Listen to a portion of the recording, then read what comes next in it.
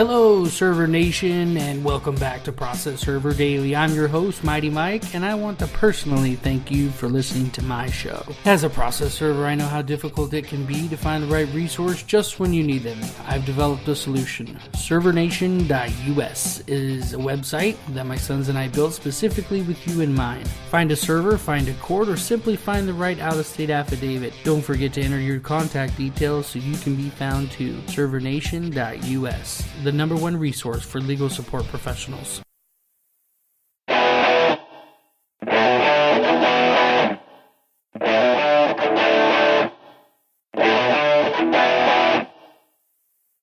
Server Nation, welcome back to ProcessServerDaily.com. Our guest today is none other than the infamous 411 bounty hunter from Texas. She is among the elite in the investigation industry and is indispensable to her clients. She has a particular skill set that she's acquired over a long period of time and uses them to her advantage. Her skip trace techniques, determination, and professionalism have taken her internationally to locate some of the hardest cold cases in the world. Michelle Gomez, welcome to the show. Thank you, Michael, for having me. I've been looking forward to this today. Why don't you take a minute, fill in the blanks for my intro, and tell us a little bit about your personal life. Well, I just found out I'm going to be a grandmother of twin boys for my daughter, and she'll be having them in December. Oh, wow. That's so cool. It's a shock, but I'm happy. We're all happy, you know. It is what it is, and we just got to embrace it. Other than that, I've just bought myself a blue pit today, and it's going to be a new member of the family as well. That is so cool. My parents used to raise pit bulls when I was a kid. Yep, I love them dogs. Michelle, you have a special skill set that could take you many places in life. How did you get started in this industry? Well, back in 2000, I was working at a personal injury law firm and in Dallas, Texas. And I was approached by a repo man, and he is still one of my best friends, and he introduced me to the skip trace world in the repossession industry. And when he approached me with that, he goes, "Hey, this guy's looking for a skip tracer." And I look at him and I'm like, "That sounds illegal. What is that?" And he's like, "Just come with me, you know." So I go with him to this investigation office, and I look at the whole scenario, and it's this place where there's a bunch of cars outside. It looks kind of thuggish and ruggish, and I'm like, no, I'm not going to be leaving my office, my legal office, for this place, you know, because it was not the ordinary office that you would go to. You know, it was kind of inconspicuous. So I go in, and I'm going in with an open mind, and I see this office, and it's totally different inside. Computers, investigation stuff, you know, PI stuff, and it was just kind of cool. And I get introduced to the owner. Long story short, they teach me, he introduces me himself, and introduces himself as the investigator, and he says, "This is what I need for you to do." So me, with an open mind, I take it, and I run with just the first locate to see my skills on the phone. And he's like, "You know, you're a pro at this. This is what you could do. This is good." You know, he was excited. He goes, "Are you bilingual?" I'm like, "Yes, I'm bilingual." And 8-9 months later, I'm working inside the office throughout the duration. And I come back home to Austin, and I start my own company, Unlimited Recoveries. During that whole 9 months that I was working there, I was locating people and cars and picking them up left and right. It was my knack. It was something that I was born to do, and I don't regret, you know, keeping that open mind to a new opportunity like that. Even though I was working at a good, you know, location law firm, making good money, he matched it. And I was very happy, and long story short, you know, I'm here today. I never expected something like this. Tell me about your worst experience in the field. When I was in Miami doing locates and repossessions, you know, I got shot at. I didn't get hit by a bullet or anything. It was adrenaline, you know, getting caught in the line of fire.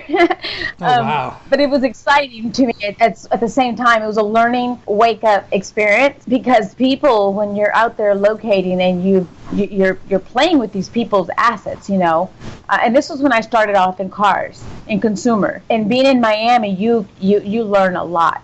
The personalities, the characters of people, you don't know how they're going to wake up or how's your day going to be.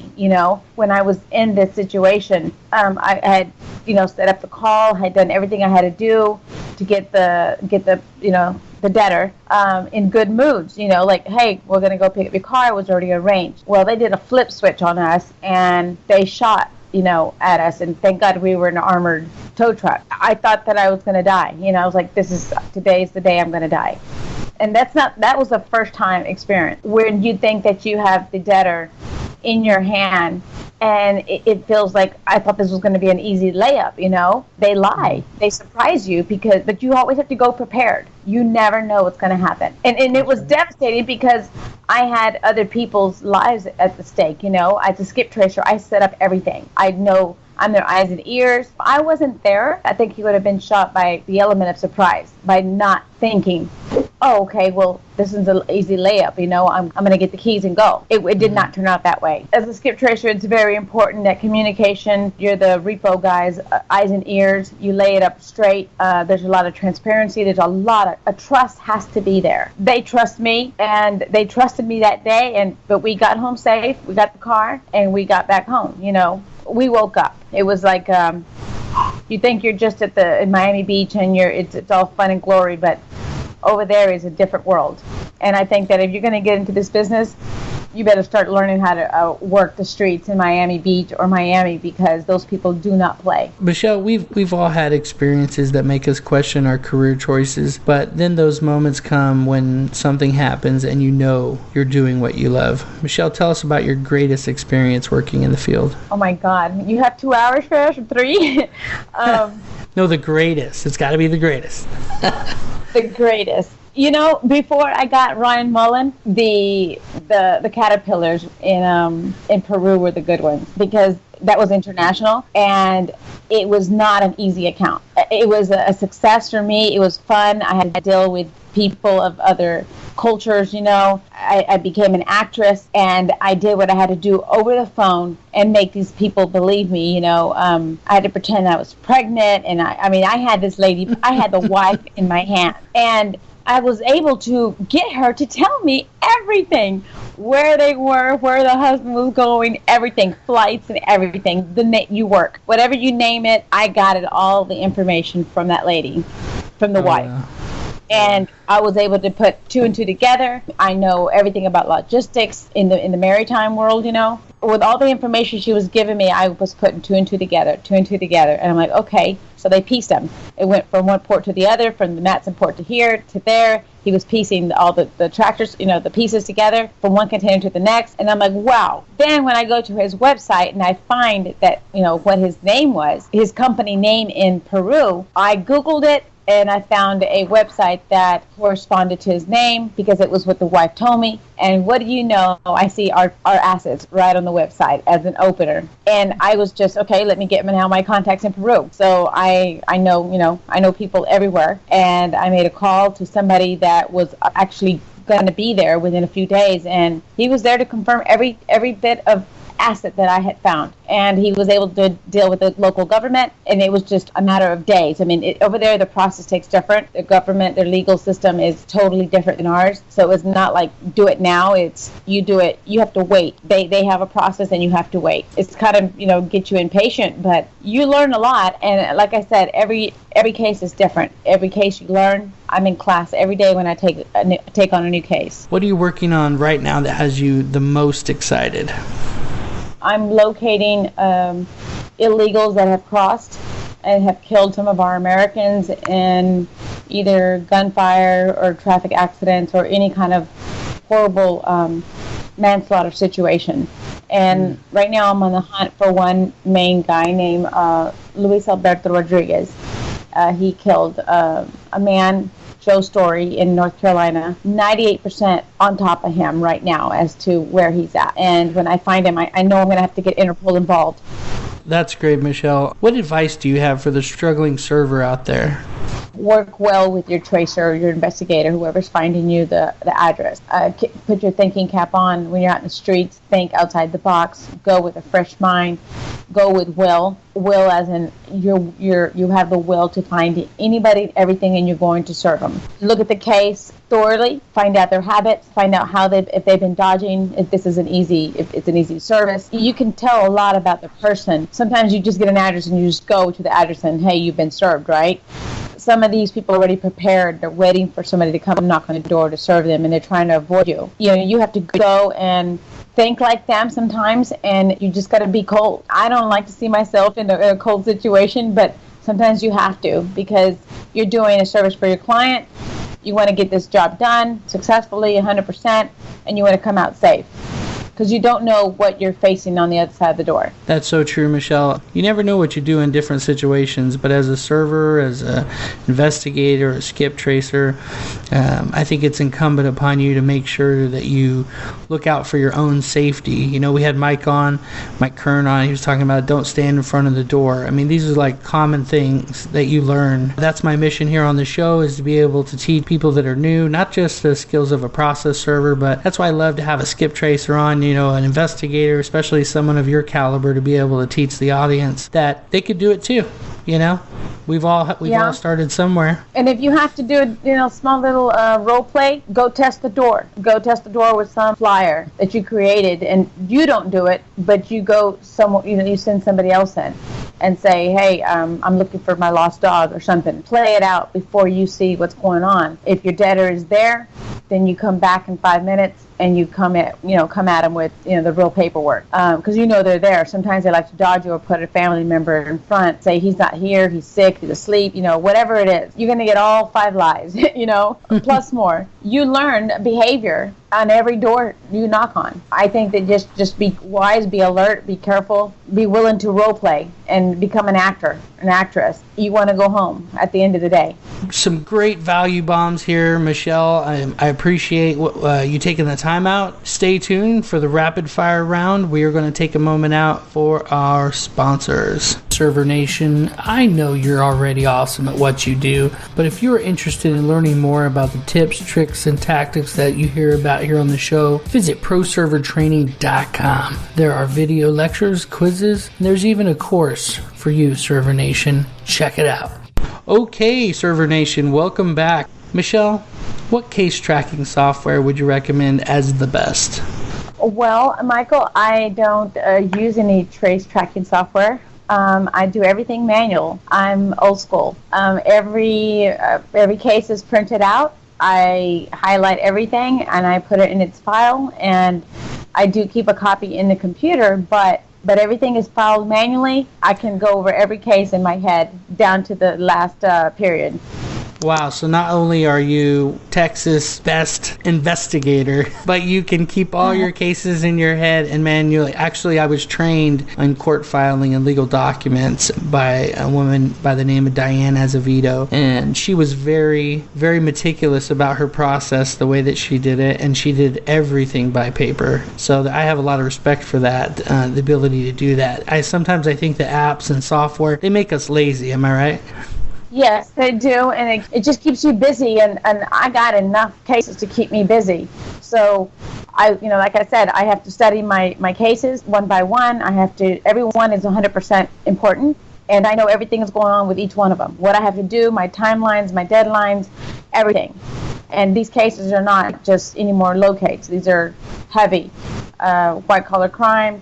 These are murder cases. These are fugitive. These are drug, weapons, international cases where I have to travel, and it's different. It's not a locate for a car, no locate for just another semi. The juices become thicker. So, Michelle, most of my audience are servers and investigators, a lot like myself. What kind of tip can you give us to help us find our guy? I would have to say, start with a fresh, open mind. Be positive. Think positive always, that you are going to find your person, no matter what. put it in your head that you will be successful on this case. For example, finding your subject, finding your asset, doing what it takes to make your client happy and yourself happy. That way you can close it and move on. See yourself finding your subject in a matter of time, like say 3 o'clock, I'm going to find this guy. What is it going to take for me to do it? I believe in the power of law of attraction, and I use that to my advantage. Almost like the power of positive thinking. Yeah, if I know that it's going to be a difficult case, I'm like, okay, I'm going to find this guy no matter what, and I'm going to find him by Friday. And I already have it. I can already see myself finding this person, and it happens. Wow. I'm going to have to start doing that. Maybe it'll increase my my skip tracing results. It's gotten me here. Michelle, what is your favorite tool for defense? For defense on the animal out in the streets, I always have a pack of weenies or something for the dogs and the cats, or any kind of animal that's going to hit me by surprise. I always have something for them, and by that, that way I can keep them from stop barking or attacking me or anything like that. I do have a taser just in case, but I'm very good with animals, and so they take to me really kindly. I know how to deal with them. As long as you have a pack of weenies or some kind of treats or something, I'm ready. I never get off the car without that. I do have a taser. I do have a gun, but I don't like to carry all kinds of stuff. I like to, because every time I go to a different door, or every time I'm trying to get information, I have to play the part, Michael. I'm not going to get off with a pack of weenies in a red dress with flip-flops. It's like, what are you doing? Why are you here at my house with a pack of weenies? Because when I'm prepared and I watch the house, of course I've already done my pre-surveillance. I've already watched the house. I know what they have, who's coming and going, what kind of cars am I expecting. I've done my homework. As far as that go, I go with my personality, and I try to, bring them down to where they're not going to be angry with me. Sometimes, I come to a house where you got two old folks with an attitude, and you just have to bring them down to your nature. Like, hey, how you doing? It sure is hot out here. I'm looking for somebody who's selling a pair of puppies, and I'm trying to rescue them. And that is like totally off guard. And by the time you know it, you have a full conversation with these people, with your debtors, and you're getting all kinds of information just for the sake of that crazy question. That's crazy, Michelle. I feel like if we were ever to work together, I would have to get myself one of those big old detective hats and get myself a big trench coat. No, I think it would be fun. I'm fixing to get my license in California, so because I have cases building over there, and we can go together. That'd be great. I'll even let you sleep on my couch. I got a big comfy one. That sounds cool. Let's see it. Michelle, what book would you recommend and why? Well, Michael, I hate to say this, but I don't like to read books. If I need information, and I will go and look for that information for the sake of whatever I'm looking for.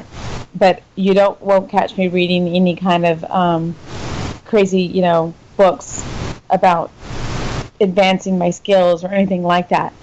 I learn as I go, and I do admire a lot of people that have books out there. I noticed that just recently through another client of mine, I found out that I was on that CIA book for Mr. Jason Hansen, and I didn't even know I was in that book. It's an ex-CIA officer, and I was like, oh my God! And I've read a little bit of it. It's stuff that's, I already know. It's just a survival book, I think. I read a little bit here and there.